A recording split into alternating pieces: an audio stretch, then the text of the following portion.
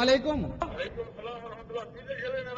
ஆமா ஆமா, வளைகுடா கேள்வி நேரம் தான். பிஜே பக்கத்துல தான் இருக்காங்க. உங்களை அறிமுகப்படுத்திக்கிட்டு நீங்க உங்களுடைய கேள்வியை கேளுங்க. முகமது பந்தர், மாஷா அல்லாஹ். உங்க கேள்வியை கேளுங்க. இப்போ இஸ்லாமிய கொள்கை நிலைநாட்ட வேண்டும், அதற்காக பாடுபட வேண்டும் என்ற நோக்கத்தோடு நீங்கள் ஜாக்கோடு இணைந்து செயல்பட்டு வந்தீங்க. எந்த ஒரு அடிப்படை காரணமும் இல்லாம அதிலிருந்து விலகி வேறொரு அமைப்பை தங்களின் தலைமைக்கு உருவாக்கியது வந்து மாபெரும் குற்றம் என்னவோ அது அல்லாவுடைய தூதர் வன்மையாக கண்டித்திருக்கிறார்கள் என்றும் ஒன்றுபட்டு ஓரணியாக செயல்பட்டு வந்தவர்களை தங்களுடைய சுயநலம் ஒன்றிற்காக மட்டுமே நீங்கள் அந்த அமைப்பை குலைக்க முயற்சிவதாகவும் குற்றம் சாட்டுகிறார்கள். முகமது பந்தரை சேர்ந்த அப்துல் ஹமீத் அவர்கள் பஹ்ரைன்ல இருந்து இந்த கேள்வியை கேட்டிருக்கிறாங்க. இது மார்க்க சம்பந்தமான ஒரு கேள்வியாக இல்லாட்டாலும் கடந்த கால வரலாறை மக்களுக்கு சொல்வதற்கு பயன்படக்கூடிய ஒரு கேள்வி என்பதால் இது ஒரு நல்ல கேள்விதான்.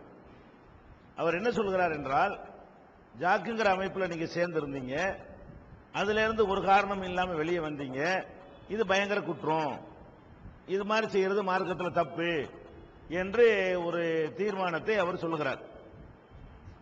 நம்ம என்ன காரணத்துக்காக பிரிந்தோம் என்று நம்மிடத்தில் கேட்காம ஒரு காரணமும் இல்லாம பிரிந்தீங்க ஒரு ஜட்ஜ்மெண்டே பண்ணிவிட்டார். அதனால அது பற்றிய வரலாறை உங்களுக்கு நாங்கள் சொல்ல கடமைப்பட்டிருக்கிறோம். துவக்க காலத்தில் ஏகத்துவ பிரச்சாரத்தை நம்ம செய்து வந்த பொழுது பல ஊர்களில் பல்வேறு பெயர்களில் மக்கள் செயல்பட்டு வந்தார்கள். அவங்களெல்லாம் ஒருங்கிணைத்து அஹ்லுல் குர்ஆன் வல் ஹதீஸ் என்ற பெயரில் ஒரு அமைப்பை உருவாக்கி அதனுடைய தலைவராக என்னை தேர்வு செய்தார்கள். ஒரு வருட காலம் நான் அந்த தலைமை பொறுப்பில் இருந்து செயல்பட்டு வந்தேன். அதன் பிறகு இந்த நிர்வாக பொறுப்புகளையும் பிரச்சார பணியையும் சேர்த்து பார்க்க முடியாத நிலை ஏற்பட்ட பொழுது எனக்கு பிரச்சார பணி மாத்திரம் போதும், நிர்வாகத்துக்கு நீங்க வேற ஒருவரை தேர்ந்தெடுத்துக் கொள்ளுங்கள் என்ற அடிப்படையில் இன்னொருவர் அதனுடைய தலைவராக தேர்வு செய்யப்படுகிறார். அதன் பிறகு அந்த தலைவரின் கீழே நீண்ட நெடுங்காலம் நம்ம பிரச்சாரம் செய்து வந்தோம். அப்படி வரக்கூடிய காலத்தில் அதிலிருந்து நாங்கள் வெளியேறுவதற்கான பல காரணங்கள் ஏற்பட்டன. முதல் காரணம் என்னவென்று சொன்னால், முஸ்லிம் சமுதாயம் அன்றைய நேரத்தில் தடா என்ற பெயரில் இன்னும் பல விஷயங்கள்ல தொடர்ந்து அடக்குமுறைக்கு உள்ளாக்கப்பட்டது. அப்ப அடக்குமுறைக்கு உள்ளாக்கப்பட்ட காரணத்தினால பலவிதமான துன்பங்கள் இந்த சமுதாயம் அனுபவித்தது. அப்ப அதுக்கு எதிராக களமிறங்கி போராட வேண்டும் என்பதற்காக நாம் ஒரு தமுமுகங்கிற ஒரு அமைப்பு உருவாக்கிய பொழுது அவர்கள் அதுக்கு எதிர்ப்பு தெரிவித்தார்கள். அது முடியாது, இந்த மாதிரியான காரியங்களுக்கு ஒத்துக்கொள்ள முடியாது என்று சொல்லி அது மாதிரி அந்த சமுதாய பணிகள் செய்வதற்கு களமிறங்கி போராடுவதற்கு எதிர்ப்பாக அவர்கள் இருந்தது முதல் காரணமாக இருந்தது. அதன் பிறகு அந்த ஜமாத்தில் எந்த ஜாக்குங்கிற அந்த இயக்கத்தில் நம்ம இருந்த காலகட்டங்களில் பல நிர்வாகிகள் மீது பொருளாதாரம் ஒழுக்கம் சம்பந்தமான பலவிதமான குற்றச்சாட்டுகள் ஆதாரங்களோடு என்னுடைய கவனத்திற்கு கொண்டு வரப்பட்டு அதை நம்ம தலைவருங்கிற முறையில் அவருடைய கவனத்துக்கு கொண்டு சென்றால் அவர்கள் மீது நடவடிக்கை எடுப்பதற்கு பதிலாக அவர்களுக்கு பதவி உயர்வு வழங்கினார். இது இன்னொரு காரணமாக அமைந்தது. அதுபோக ஒரு அமைப்பு என்று சொன்னால் தலைவர், செயலாளர், பொருளாளர், நிர்வாக குழு இருக்கும். அதனுடைய வரவு செலவுகள் அனைத்தும் நிர்வாக குழுவுக்கு கண்டிப்பாக தெரிந்திருக்க வேண்டும். நிர்வாக குழுவுக்கே தெரியாமல் பலவிதமான வரவு செலவுகள் நடக்கின்றன. ஒருவருக்கு மாத்திரம் தெரிந்த வகையில் வரவு செலவு நடப்பது அது ஊழலுக்கு வழிவகுக்கும் என்று நம்ம சொன்ன பொழுது அதையும் ஏற்றுக்கொள்ள அவர்கள் மறுத்தார்கள். இது மாதிரியான பொருளாதாரத்தை நபர்கள்ட்ட இருந்து ஏமாத்தினது, ஒழுக்கக்கேடில் ஈடுபட்டது கீழ்மட்டங்கள்ல, அதன் மீது நடவடிக்கை எடுக்காதது, இதெல்லாம் காரணமாக வைத்துதான் நம்ம வெளியேறினோம்.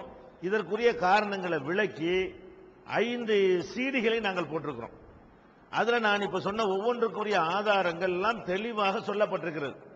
உங்க பஹ்ரைன்ல கூட நம்முடைய கொள்கை சகோதரர்கள்ட்ட அந்த சீடி கிடைக்கும். எனவே அந்த சீடியை தயவு செய்து நீங்கள் பார்த்தீர்களேயானால் அந்த அமைப்பிலிருந்து நம்ம வெளியேறுவதற்கு என்னென்ன காரணங்களை சொல்லி இருக்கிறோமோ அதெல்லாம் நியாயம் என்று நீங்கள் ஒத்துக்கொள்வீர்கள். இதுக்கு வெளியேறிய பிறகு நீங்கள் பார்த்தீர்களேயானால் அது இன்னும் கீழ்நிலைக்கு சென்று விட்ட காட்சியை நீங்கள் பார்க்கிறீர்கள். எந்த அளவுக்கு குர்ஆன் ஹதீஸ் மட்டுமே மார்க்கம் என்று சொல்லிக் கொண்டு வந்தவர்கள் குர்ஆன் ஹதீஸ், சலபி, சஹாபி என்றெல்லாம் அடிப்படைகளை அதிகப்படுத்திக் கொண்ட காட்சியை பார்க்கிறோம். ஆடம்பர திருமணங்களிலே கலந்து கொள்கிற காட்சியை பார்க்கிறோம். சுன்னத்துகளை கேலி செய்கிற திடல்ல பெருநாள் தொழுகை தொழுவது, அதே மாதிரி சஹருக்கு பாங்கு சொல்வது, இது மாதிரியான சுன்னத்துகள் எல்லாம் கிண்டல் செய்து அவங்க பத்திரிகையில் எழுதுவதை பார்க்கிறோம். அப்ப அடிப்படை கொள்கையில இருந்து கூட இப்போதைக்கு தடம் புரண்டு விட்டார்கள். அது மாத்திரம் இல்லாம ஜாக்கு தன்னிலை விளக்கம் என்று ஒரு நூல் வெளியிட்டார்கள், இலவச வெளியீடு. அதில் சொல்கிறார்கள், அமீரை எதிர்த்து எந்த கேள்வியும் கேட்கக்கூடாது, மார்க்க விஷயமா இருந்தாலும் கேட்கக்கூடாது, நிர்வாக விஷயமா இருந்தாலும் கேட்கக்கூடாது, அவரை எதிர்த்து கேள்வி கேட்காதவர்கள் தான் இங்கே உறுப்பினராக இருக்க வேண்டும் என்று அவங்கள ஒரு மதுஹபுடைய இமாம்ங்கிற லெவலுக்கு அவர்கள் கொண்டு வந்து எந்த ஒரு கேள்வியும் மார்க்க சம்பந்தமாக கூட எதிர்கேள்வி கேட்கக்கூடாதுங்கிற நிலைமைக்கு கொண்டு வந்தார்கள். ஆக மதுஹபு எதிர்க்கப்படுவதற்கு என்னென்ன காரணங்களை நீங்கள் சொல்வீர்களோ எல்லா காரணமும் இங்கே இருக்கிற ஒரு காரணத்தினால அது எதிர்க்கப்பட வேண்டிய ஒரு லிஸ்ட்ல வைக்கணுமே தவிர அதுல இருந்து வந்ததுக்கு வருத்தப்படுற ஒரு விஷயமே கிடையாது.